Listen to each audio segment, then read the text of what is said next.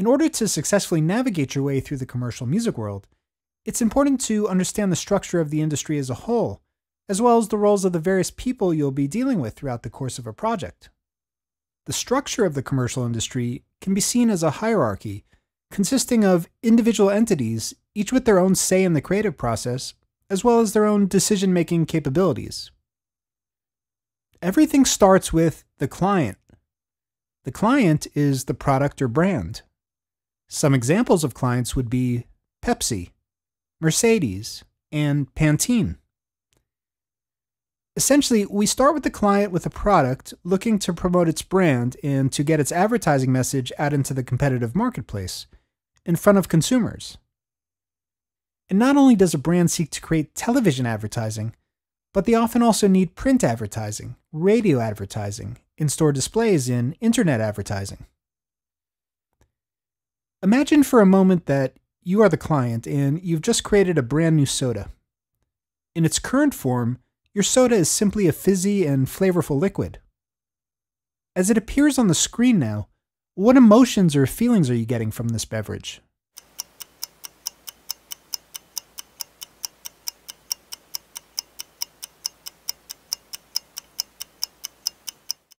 Well, probably not a whole lot. Sure, if you were to try it, you might find it enjoyable, but because there are so many competing beverages around these days, a brand would need to be built around it for it to be even noticeable. Let's go ahead now and create a name for this beverage. Let's call it Cool Cat Cola. All of a sudden, this beverage starts to take on a little bit of personality. I'm getting the impression that this soda has a bit of a sense of humor, that it doesn't take itself too seriously. There's something silly and fun about it. The Cool Cat mascot on the logo looks kinda hip, kinda jazzy. This product is playful and fun in a laid-back kind of way. With the addition of the quirky name and visual elements we just added, our soda begins to form an identity to become an actual brand. Something that consumers can connect with and something that helps to separate it from its competitors. If I picture myself, the consumer, as a hip, young, laid-back person that likes to have fun, well, this might be the cola for me. What kind of music might bring this brand to life?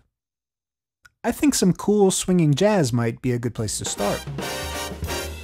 As you can see, a product without branding might still be a good product in its essence, but without the imagery, without the verbal associations, and most relevantly to us, without the music, wouldn't have much of a chance in a competitive and crowded marketplace.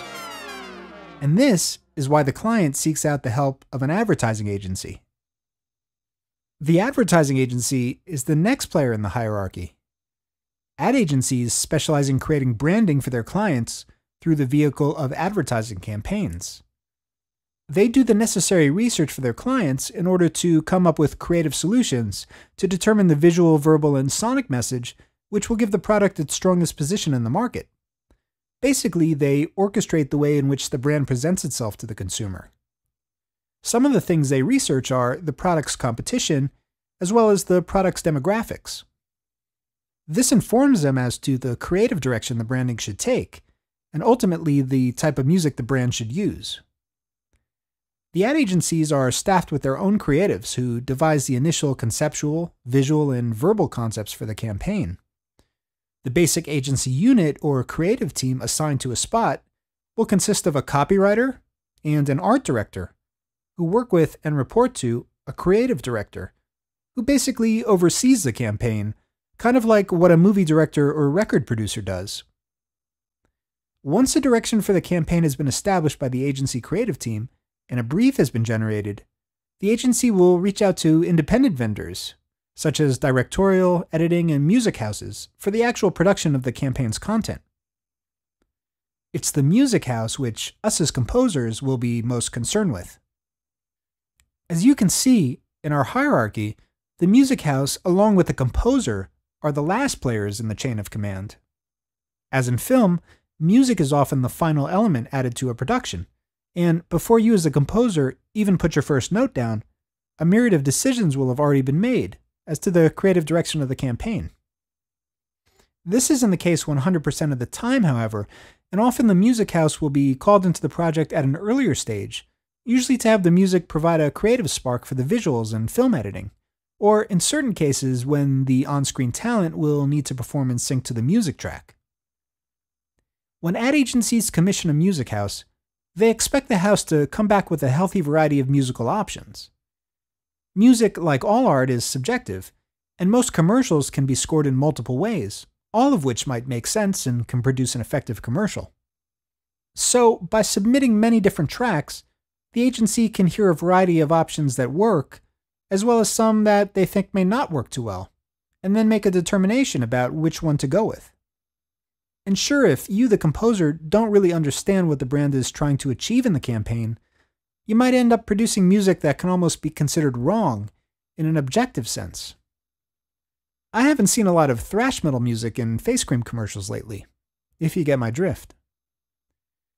If you hone in on the appropriate genre or hybrid of genres and you have a good dramatic arc to your music that supports the flow of the spot, most likely you'll have a valid musical interpretation, worthy of consideration.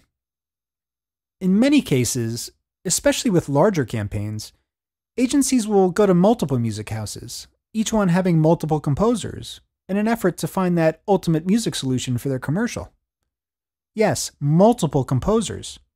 Some music houses have their own in-house composers, as well as a team of select go-to freelance composers, each having their own studios who often work on a daily or weekly basis, moving from campaign to campaign.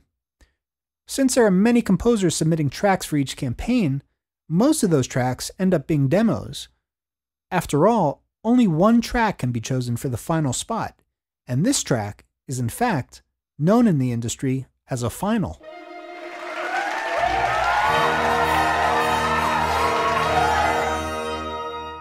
Now, it is possible for composers to work directly with ad agencies, although this usually requires a pretty big time commitment, in the way of schmoozing with clients, as well as having the burden of greater overhead, which is usually necessary to sustain a direct composer-to-agency relationship.